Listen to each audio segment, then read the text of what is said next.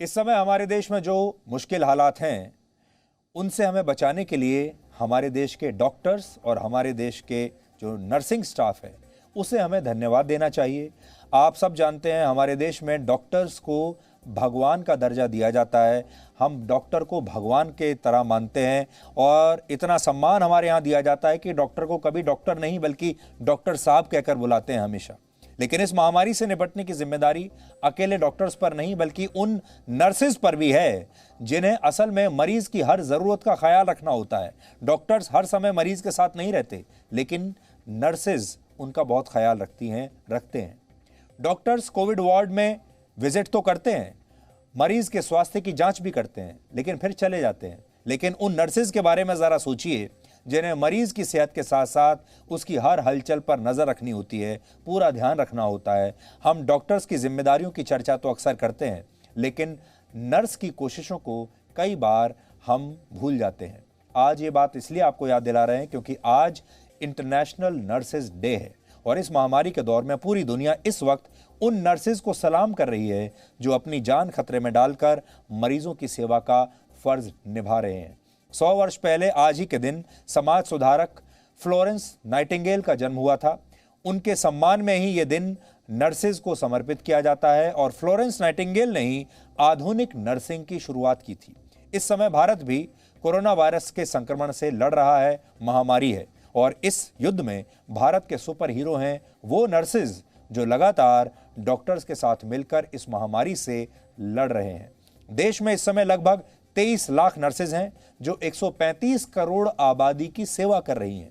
इसलिए आज हम आपको ऐसी नर्सेज से मिलवाएंगे जो अस्पताल के कोविड वार्ड्स में मरीजों की सेवा को ही अपना धर्म मानकर कई घंटे बिना रुके बिना आराम किए मरीजों की सेवा में लगा रही हैं।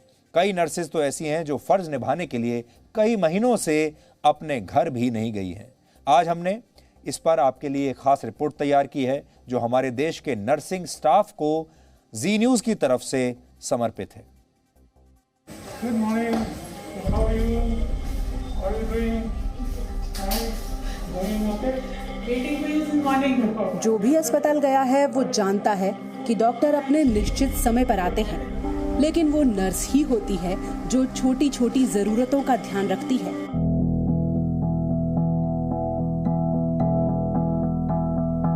ग्लूकोज से लेकर हर दवा का हिसाब रखती है, हर इंजेक्शन से लेकर खाने पीने तक की व्यवस्था भी देखती है।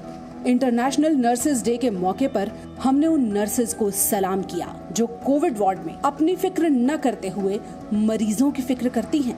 हमारी टीम पूरे कोविड प्रोटोकॉल का पालन करते हुए दिल्ली के BL कपूर अस्पताल की नर्सेज से मिली। जो लोग वी न्यूज़ पर अभी आपको देख रहे हैं, कितनी उम्र है आपकी और इस ड्यूटी में आप कब से लगी हैं? मैं 23 ईयर्स की हूँ एंड BL के में लगभग 2.5 साल से काम कर रही हूँ और कोविड में जब से कोविड स्टार्ट हुआ तब से ही हम कोविड में काम कर रहे हैं बिकॉज हमें अपने नेशन को सर्व करना है, पेशेंट्स का केयर करना है एंड ऑफ कोर्स बहुत सारी डिफ़िकल्टीज़ हैं, फैमिली प्रॉब्लम्स एंड ड्यूटी में बहुत सारे इश्यूज़ रहते हैं बट स्टिल हमें पेशेंट्स की केयर करनी ही पड़ती है बिकॉज हमें ही इस टाइम में अपने पेशेंट्स को देखना पड़ेगा। No one else is there कि कोई और हेल्प कर सके। कब से घर नहीं गई हैं? पास्ट 6 मंथ से मैं घर नहीं गई हूँ बिकॉज बैक टू बैक हमारा ड्यूटीज़ होता है एंड ये पैंडमिक चल रहा है तो वी आर ट्राइंग कि हम कम से कम छुट्टी लें एंड ज़्यादा से ज़्यादा सर्व करें पेशेंट्स को। तो अंजलि अपना काम कर रही हैं। अंजलि को डिस्टर्ब ना करते हुए हम आपको यहाँ के हालात भी दिखा देते हैं। सभी यहाँ पर ज़्यादातर लोग नर्सिंग स्टाफ है जो इस कोविड इमरजेंसी को संभाल रहा है लगातार। लाइफ सेवर क्यों कहा जाता है नर्सेज को वो आपको आज समझ में आएगा।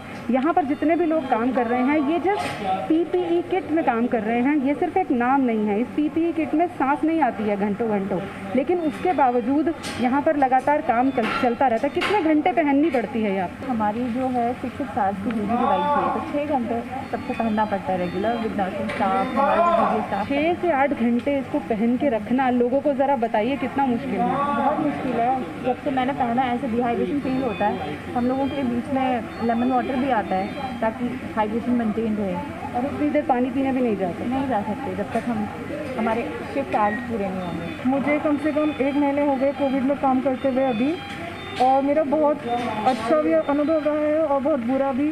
जब हमारे पेशेंट्स ठीक होके नहीं जा पाते हैं, कभी कभी डेथ हो जाती है किसी पेशेंट की ड्यू टू रिगार्डिंग मतलब ऑक्सीजन नहीं मिल पाता है या कुछ भी प्रोग्रेस नहीं हो पाती है, तो उसका दुख भी होता है।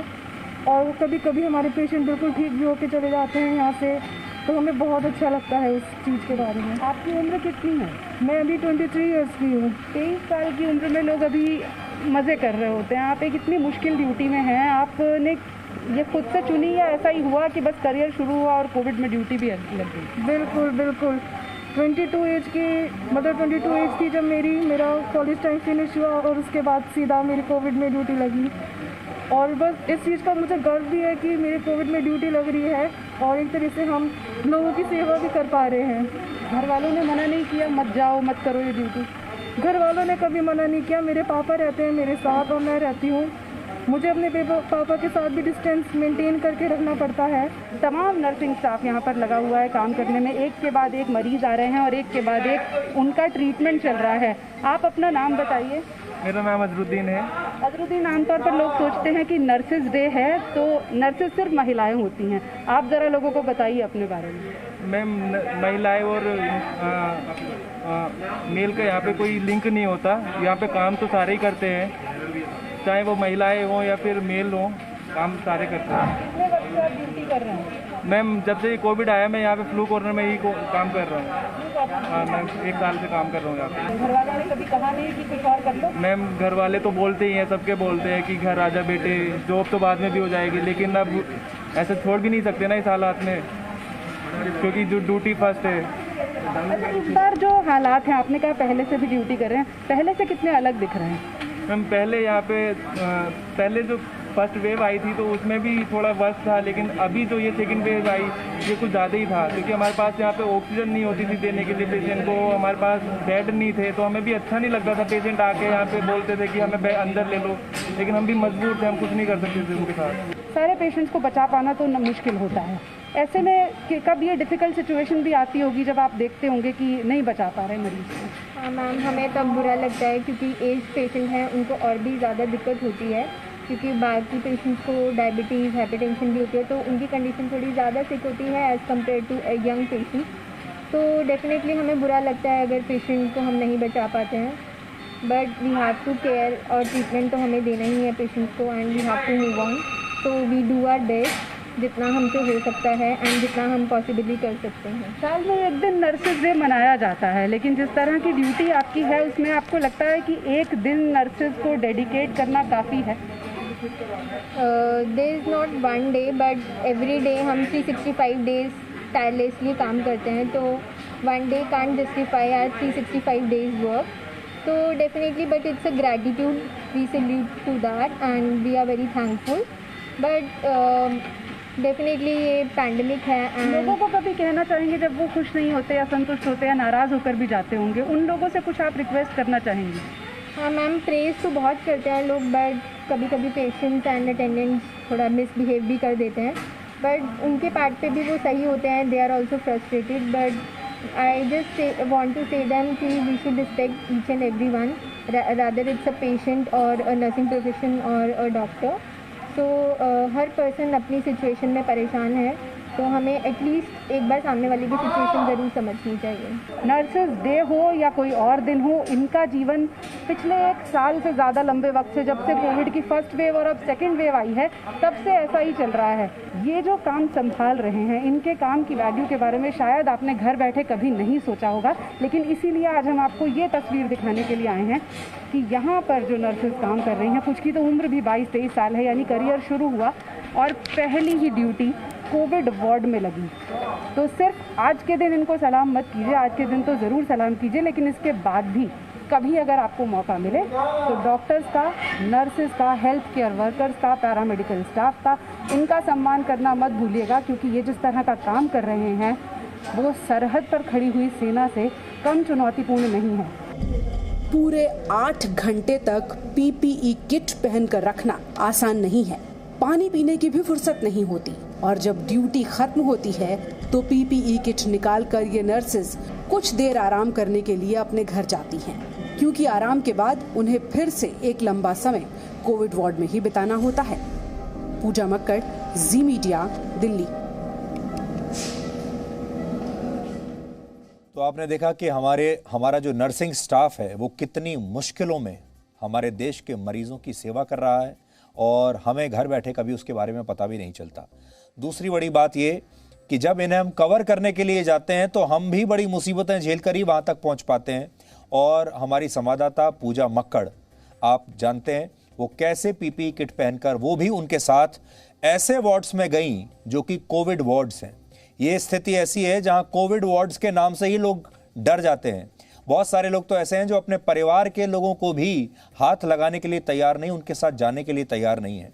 ऐसे में कोई संवाददाता, कोई रिपोर्टर कोविड वार्ड में चला जाए इस तरीके से, तो आप पूजा की हिम्मत की आपको दाद देनी चाहिए। और वो भी ऐसे में जब पूजा मक्कड़ थोड़े दिन पहले खुद भी कोरोना वायरस का शिकार हो चुकी हैं। उसके बाद वो ठीक हुई, उन्होंने कोरोना वायरस को हराया और देखिए उसके तुरंत बाद वो वापस मैदान में आ गई और आज कोरोना वार्ड से आपके लिए रिपोर्टिंग कर रही हैं।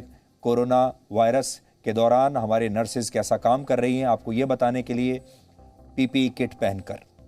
Presenting B News app, available on Google Play and App Store. Download it now.